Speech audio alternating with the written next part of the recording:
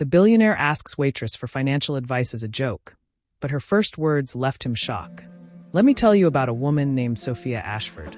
Picture this. It's a cold November evening in Manhattan, inside a restaurant called Le Jardin, the kind of place where a single steak costs more than most people make in a week. A woman is balancing 4 heavy plates on her left arm. Her name tag says Sophia. Her uniform is black and white, perfectly pressed. Her shoes are cheap, but polished until they shine. She's 33 years old, and if you looked at her, you'd think you knew her whole story. Just another waitress. Just another person serving the rich and powerful. But you'd be wrong, because Sophia Ashford has a secret. A billion-dollar secret. And tonight, that secret is about to explode. 3 years ago, Sophia wasn't carrying plates. She was moving billions of dollars with a single keystroke. 3 years ago, she had a different life. She worked on Wall Street, in a glass tower that seemed to touch the clouds. She wore designer suits. She had her own office. And she was brilliant. Not just smart. Brilliant. Sophia was a financial analyst, one of the best in the entire country.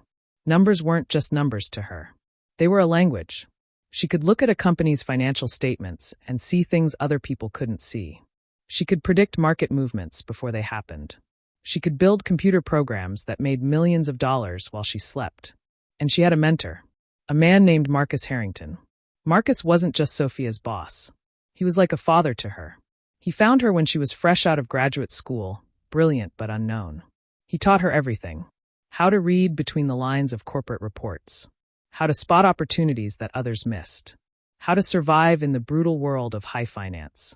Sophia trusted him completely. She worked for Marcus's investment firm, and she created something special for him. A computer algorithm. A trading program so intelligent, so precise, that it seemed to predict the future. It analyzed millions of data points every second. It found tiny inefficiencies in the market and exploited them. That program made Marcus Harrington his first $1 billion. Sophia was 26 years old, and she had just made her mentor a billionaire. She thought this was the beginning of her own success story. She thought Marcus would promote her, make her a partner, celebrate what they'd built together. Instead, her entire world collapsed. One night, Sophia was working late. Everyone else had gone home. The office was silent except for the hum of computers and the distant sound of traffic 40 floors below. She was reviewing transaction logs, just routine checking, making sure everything was running smoothly. And then she saw something. Something wrong. Tiny amounts of money. Pennies really. Being skimmed off thousands of transactions. So small that most people would never notice. But Sophia noticed everything. She followed the trail. The pennies were adding up. They were flowing into hidden accounts. Shell companies in Luxembourg. Offshore banks in the Cayman Islands. Accounts that shouldn't exist. And they all led back to one person. Marcus Harrington. Her mentor. Her teacher. The man she trusted like a father. He was stealing. Using the system she had built. Using her brilliance to commit fraud. Sophia sat in that empty office, staring at her screen, feeling like the floor had dropped out from under her. She had helped him do this. Her program, her algorithm, her code was being used to steal millions of dollars. She didn't sleep that night. She printed everything. She made copies. She organized the evidence into neat folders. And the next morning, she walked into Marcus's office and told him what she'd found. She was naive. She was 26 years old and naive. She actually thought he would thank her. She thought he would be grateful that she'd caught his mistake. She thought they would fix it together. Marcus listened to her carefully. He looked at her evidence. He nodded thoughtfully. Then he smiled. "Sophia," he said, "I'm disappointed in you." She didn't understand. "What? You're trying to frame me for your own crimes," he said calmly. "It's clever. I'll give you that. But it won't work."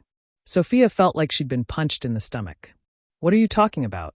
"Marcus, I'm trying to help you. This is your—" "My lawyers will be in touch," he interrupted. "You should probably hire your own." That's when Sophia understood. The look in his eyes. Cold. Calculating. She wasn't his protege anymore. She was a threat. And Marcus Harrington destroyed threats. It happened fast. Terrifyingly fast. Within a week, federal agents were asking questions. Not about Marcus. About Sophia. Suddenly there were bank accounts in her name. Accounts she'd never opened, filled with millions of stolen dollars. There were emails with her signature, planning the fraud in detail. There were transaction records showing her authorization codes. Marcus had spent years building this trap, she realized. He'd been preparing for the possibility that someone might discover his scheme. And he'd made sure that if anyone did, they would find Sophia's fingerprints all over it. Who were the authorities going to believe? A 26-year-old analyst nobody had ever heard of? Or Marcus Harrington, the billionaire whose face was on the cover of Fortune magazine? The man who had dinner with senators and gave speeches at economic summits? Sophia's lawyer told her the truth. They have enough evidence to put you away for 30 years. Maybe more. But I didn't do it, Sophia whispered. Her lawyer looked at her with sad, tired eyes. That doesn't matter. The evidence says you did. And evidence is all that matters in court. Sophia had two choices. Go to trial and almost certainly spend the rest of her life in prison. Or run. She ran. Sophia Ashford disappeared. She emptied her small savings account. $3,412. Everything she had in the world. She took one suitcase, one backpack, and her mother's old leather bag. She changed her name. Not officially. She couldn't risk going to any government office. She just started using her mother's maiden name, Sophia Grant, and she vanished into New York City. 8 million people in that city. It's easy to disappear in a crowd that size. Easy to become invisible. Sophia found a tiny apartment in Queens. $600 a month for a room barely bigger than a closet. She found work at Le Jardin, a high-end restaurant in Manhattan where rich people spent more on one meal than she made in a week. The woman who had once analyzed billion-dollar mergers was now asking, "Would you like freshly ground pepper on that?" The woman who had created algorithms that moved markets was now scraping plates in a kitchen. Every single day was humiliation. She served people who looked right through her. To them, she was furniture. A person-shaped object that brought food and took away empty dishes. Sometimes she served people she used to know. Executives from other firms. People who had once sought her opinion, who had respected her mind. Now they didn't even recognize her. She was just the waitress. And sometimes, late at night when the restaurant finally closed, she would walk home through the cold streets and wonder if this was her life now. Forever. Hiding. Invisible. Forgotten. The worst part, she would see Marcus on television. At first, she tried to avoid it. But his face was everywhere. Business news. Magazine covers. Interviews where he talked about ethics in finance, about responsibility, about building a better world. She would stand in front of store windows, watching his face on the displays, and feel something cold and hard growing in her chest. Hate? No. Something worse than hate. Resignation. The slow death of hope. 3 years. 3 years of watching the man who destroyed her life get richer, more famous, more powerful. 3 years of carrying plates and biting her tongue. 3 years of being invisible. Until one cold November evening when everything changed. It was a Tuesday. Sophia remembers that detail. Tuesday nights were usually slow at Le Jardin, but not this Tuesday. Table 7, the corner table, the best table in the restaurant, was occupied by Alexander Rothschild. If Marcus Harrington was powerful, Alexander Rothschild was a king. His investment firm, Rothschild Investments, managed over $300 billion. When Alexander made a move, the entire stock market felt it. Tonight, he was celebrating. Sophia could hear his loud voice from across the restaurant, booming with confidence and champagne. He was surrounded by people. His nephew Daniel, a spoiled 30-year-old who had never worked a real day in his life. 2 business associates whose names Sophia didn't know. And they were all laughing. The kind of loud, careless laughter that comes from people who have never worried about money. Sophia was carrying 4 plates. Expensive plates, heavy plates. Filet mignon, lobster tail, sides of truffle risotto. Probably $1,500 worth of food on her left arm. She was tired. She'd been on her feet for 9 hours. Her back ached. Her feet hurt. She just wanted to deliver the food, collect her tip, and survive another night. Then Daniel noticed her. Uncle Alexander. His voice was drunk and mean. You always talk about getting opinions from regular people. About understanding the common man. Oh no, Sophia thought. She knew that tone. Why don't you ask her? Daniel pointed at Sophia like she was a piece of furniture. Ask the waitress what she thinks about your big deal. I'm sure she has some really smart ideas from the kitchen. The whole table erupted in laughter. Alexander turned in his chair. He looked at Sophia's name tag. Sophia, he said, making sure everyone nearby could hear him. You bring coffee and clean tables. What's your opinion on $40 billion business deals? Time stopped. Sophia stood there, her heavy plates balanced on her left arm, her heart pounding so hard she could hear it in her ears. This was the moment where she was supposed to smile. Supposed to say, "I'm sorry, sir. I don't know anything about that." Supposed to walk away and let them have their laugh. That's what Sophia Grant, the waitress, would do. But then Daniel said something that changed everything. "Besides, Uncle Alexander, you don't need her opinion. You've already got the best people in the world looking at this. Even Marcus Harrington wanted quantum technologies, but you beat him to it." Marcus Harrington. That name she'd been running from for 3 years. And quantum technologies.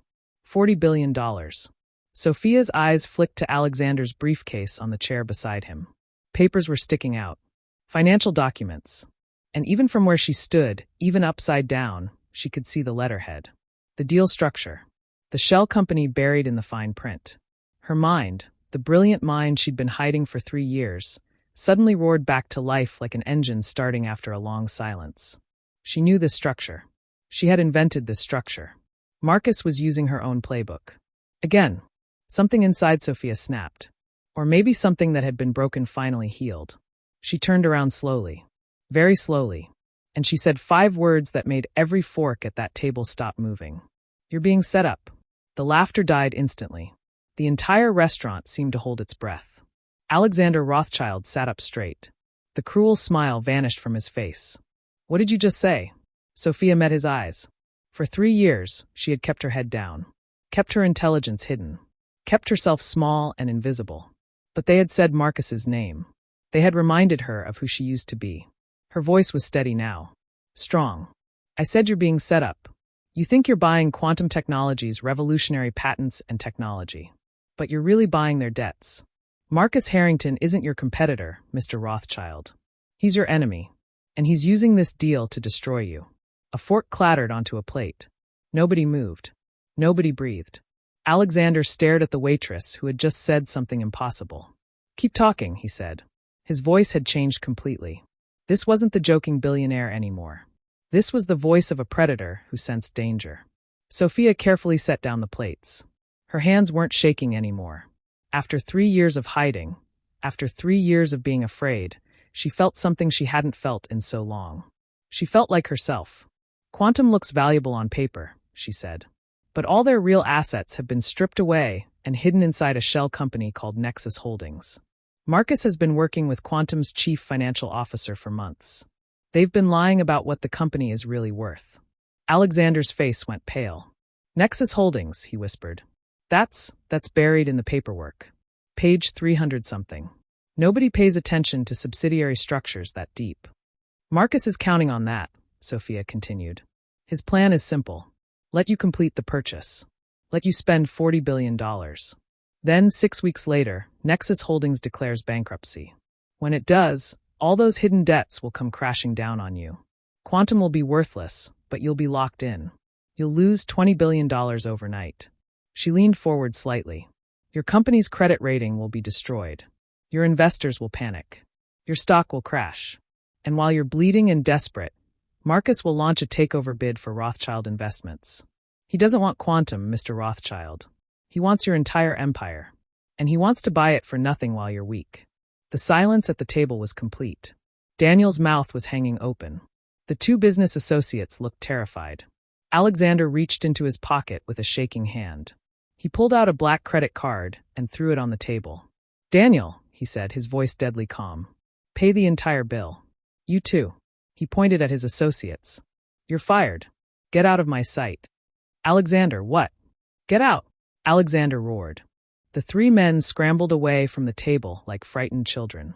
Alexander turned back to Sophia. His eyes were cold and sharp. "You have 10 seconds to decide. My car is outside. You're coming with me. If you refuse, I will have this restaurant shut down by tomorrow morning, and I will find you anyway." "Who are you?" Sophia took off her apron. She folded it neatly and placed it on the table. After 3 years of hiding, she was done running. "My name is Sophia Ashford," she said. "And Marcus Harrington didn't just compete with me, Mr. Rothschild. He's the man who destroyed my entire life." The ride in Alexander's car was silent.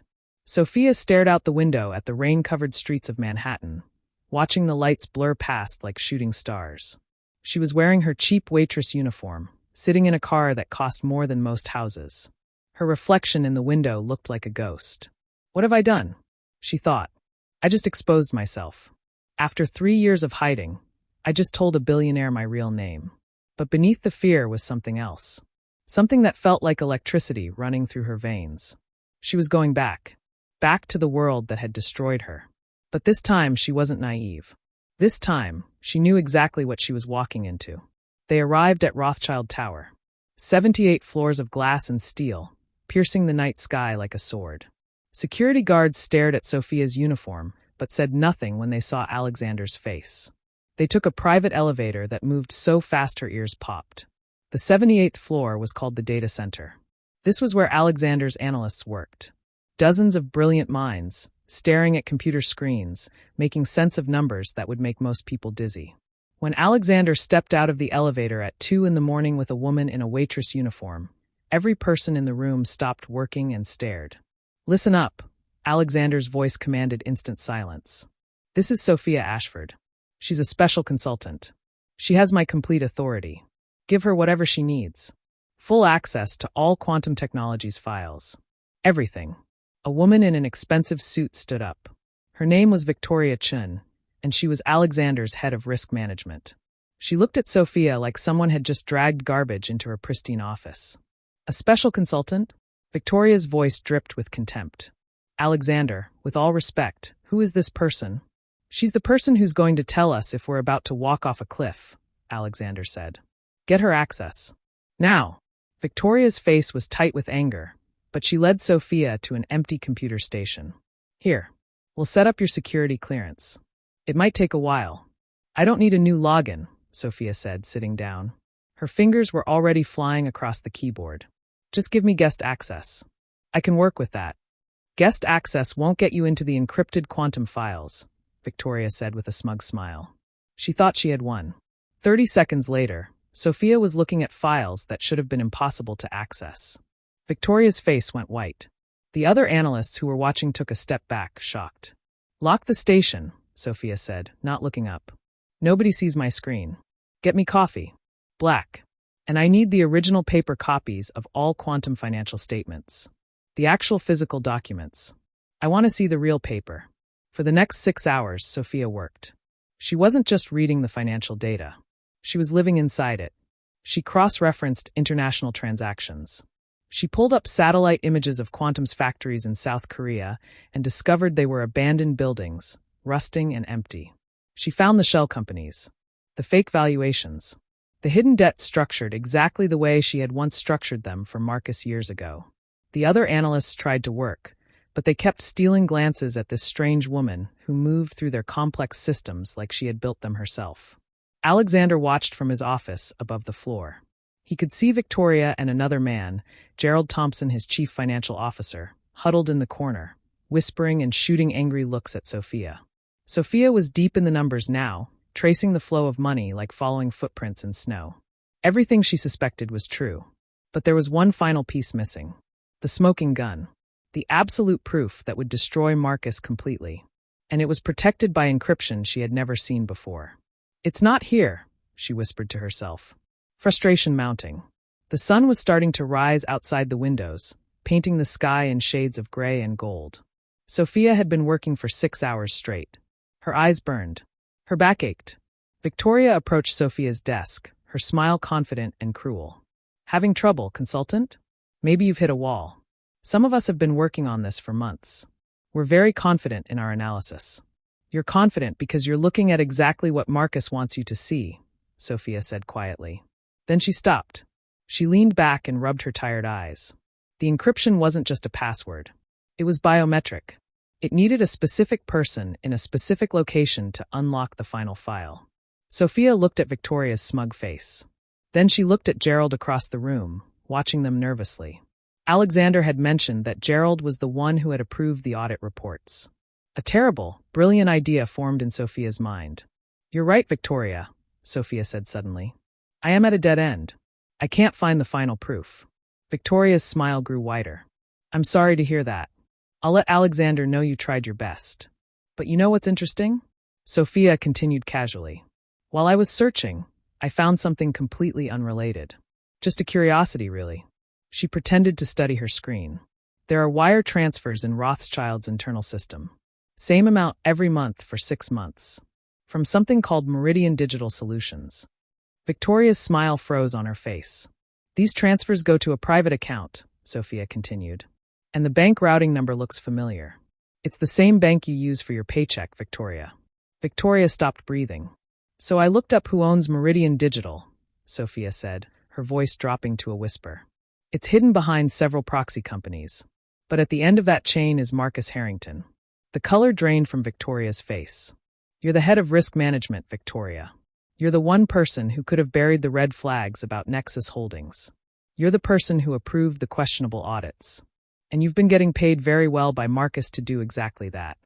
Sophia stood up. But here's the thing. You're not just getting paid. You're the key. The biometric lock on that encrypted file needs you to unlock it. You're Marcus's inside agent. This is insane, Victoria whispered, but her voice was shaking. I'm calling security. Go ahead, Sophia said calmly. But while I was digging, I moved every cent from that Meridian account into an escrow account controlled by the Securities and Exchange Commission. Your insurance policy is gone, Victoria. You have one chance to save yourself. Unlock that file. Show me the truth. Victoria looked around the room. Every analyst was staring at her now. Gerald looked like he might faint.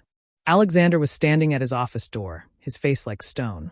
Victoria was trapped. Her betrayal was exposed for everyone to see. With shaking hands, she walked to her own computer. She placed her thumb on a scanner. She typed a long password. On Sophia's screen, a new folder appeared. Project Trojan. Sophia opened it, and her heart sank. It was worse than she thought. Not just debt. Not just fraud. Fake patents. False research data. Criminal conspiracy spanning 3 countries. This wasn't just going to hurt Alexander. This was going to destroy him. She was about to open the final file when a voice echoed across the silent floor. Well, Sophia Ashford. Sophia's blood turned to ice. She turned around slowly. Standing by the elevator, wearing a $10,000 suit and a cruel smile, was Marcus Harrington. I thought you were serving coffee, he said. This is quite the career change. The 78th floor felt like all the oxygen had been sucked out of it. Sophia hadn't seen Marcus Harrington in 3 years. 3 years of hiding. 3 years of fear. 3 years of nightmares where his face loomed over her. And now here he was, 20 feet away, smiling at her like this was all a wonderful joke. Marcus looked exactly the same. Perfectly styled hair going gray at the temples. That confident smile that had once made her feel safe, but now made her stomach turn. Alexander, Marcus said, walking into the room like he owned it. I came by for our pre-celebration meeting. We're signing the papers on Friday, after all.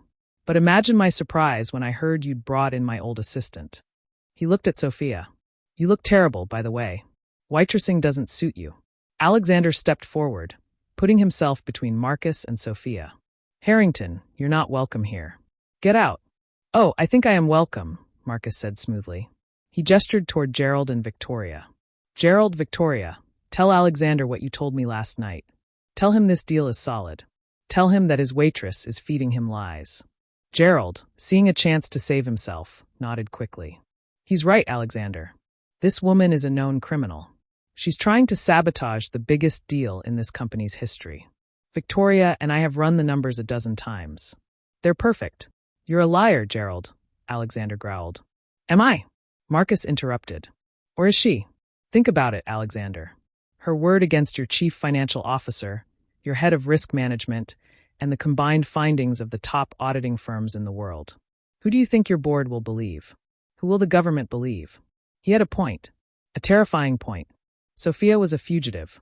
Her word meant nothing against the entire financial establishment. Sophia had been silent, her hands gripping the edge of her desk. She looked at Marcus, the man who had been like a father to her, the man who had destroyed her life. You're right, Marcus, Sophia said quietly. Her voice was shaking. The evidence is circumstantial. The Meridian account, the biometric lock, it's just noise. It's not real proof. Alexander looked at her, shocked and disappointed. He had gambled everything on her, and she was giving up. Marcus's smile was blinding. He thought he had won. See, Alexander? Even your expert admits it. Now let's be reasonable. Fire her, and let's go sign the papers that will make us both very, very rich. Alexander's face showed bitter disappointment. I only have one thing left, Sophia said, her voice cracking. She reached under the desk and pulled out her old, worn leather bag. The one she had carried to the restaurant every day for 3 years. When I ran from my apartment, she said, the federal agents took my computers, my phones, everything. But they missed one thing. She unzipped a side pocket and pulled out a small black external hard drive. Marcus's smile started to fade. His eyes fixed on that drive like it was a gun pointed at his heart. This is my backup, Sophia said. From 2019. Before you framed me. She looked up, and suddenly the tears were gone. Her voice was steady now. Strong. You see, Marcus, I was a very good analyst. I backed up everything, including the original computer program I built for you. And I backed up the original scheme you created. The one you used to frame me. She held up the drive. You're right that the new evidence is weak. But you made one fatal, arrogant mistake. You're not running a new scheme. You're running the exact same scheme again. She plugged the drive into her computer. On her screen, she split the display into 2 columns. On the left, the 2019 fraud code. On the right, the 2025 quantum technologies fraud code. They were identical. Line for line. Number for number. Structure for structure. It's not my word against yours anymore, Marcus, Sophia said. It's your own signature. Twice. It's a confession written in code. And this time, it has your name on it, not mine. Marcus Harrington's face went white.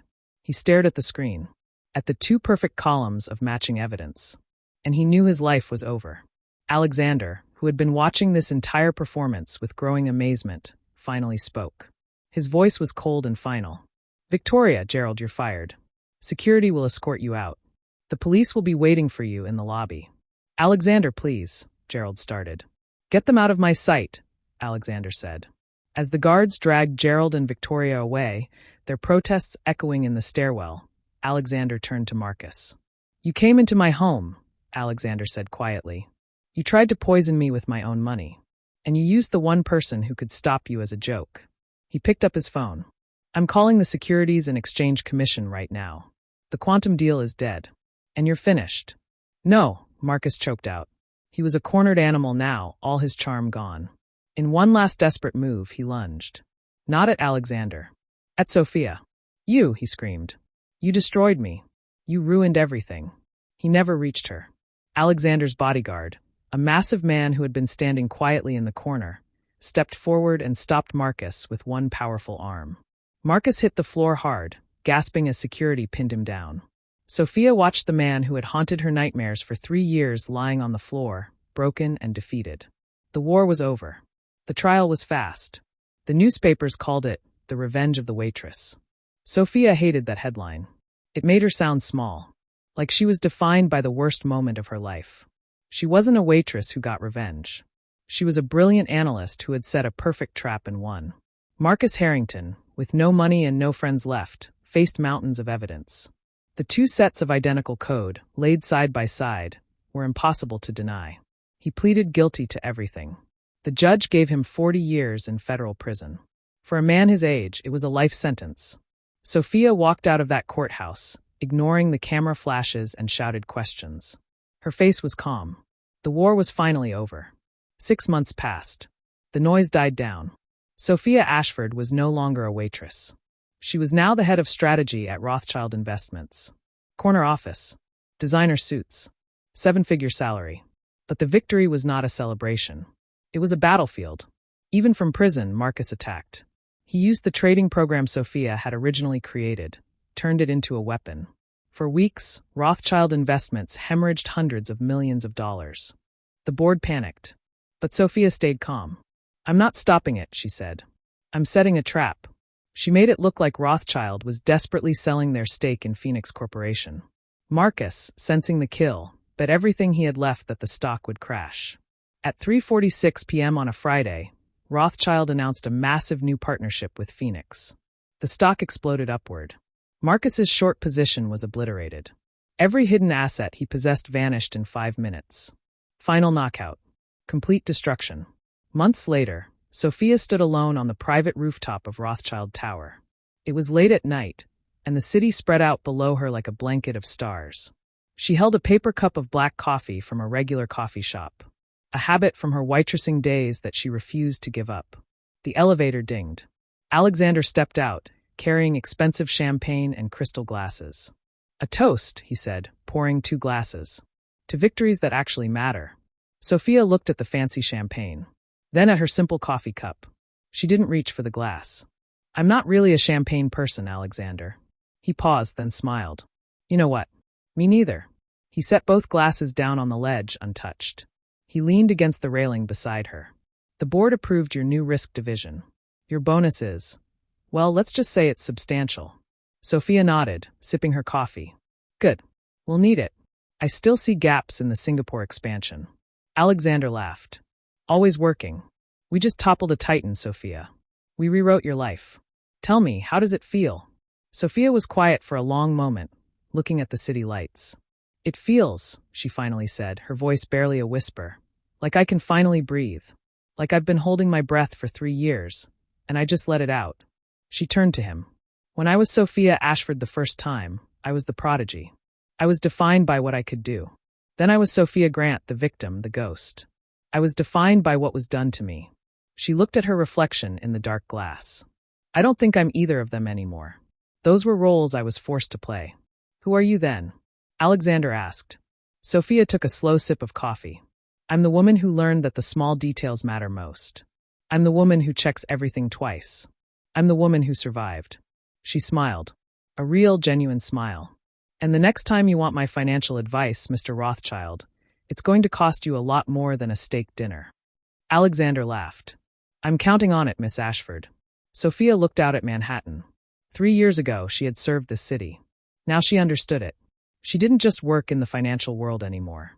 She had mastered it. They had all looked at her, but never seen her. They thought a name tag and a uniform could hide brilliance. They thought shame and fear could bury talent. They were wrong. Sophia Ashford didn't just get her name back. She built a new one from the ashes of the fire that tried to burn her. She proved that intelligence cannot be hidden by circumstances. That integrity is worth more than any amount of money. Alexander had asked for her opinion as a joke. He found an ally who saved his empire. They thought she was just a waitress. They forgot that the woman serving coffee might be the smartest person in the room. So, what do you think of Sophia's incredible journey? Do you think she got the justice she deserved? How would you have handled being betrayed like that? Sometimes the people who seem invisible are the ones watching everything. Sometimes patience and intelligence are more powerful than any weapon. If this story moved you, if it reminded you that your current circumstances don't define your future, then please share it. Share it with someone who needs to hear that setbacks are not the end of the story. Because Sophia's story teaches us something important. You can take away someone's job. You can take away their reputation. You can even take away their name. But you can never take away what they know. And you can never destroy the brilliance that lives inside them. Thank you for listening.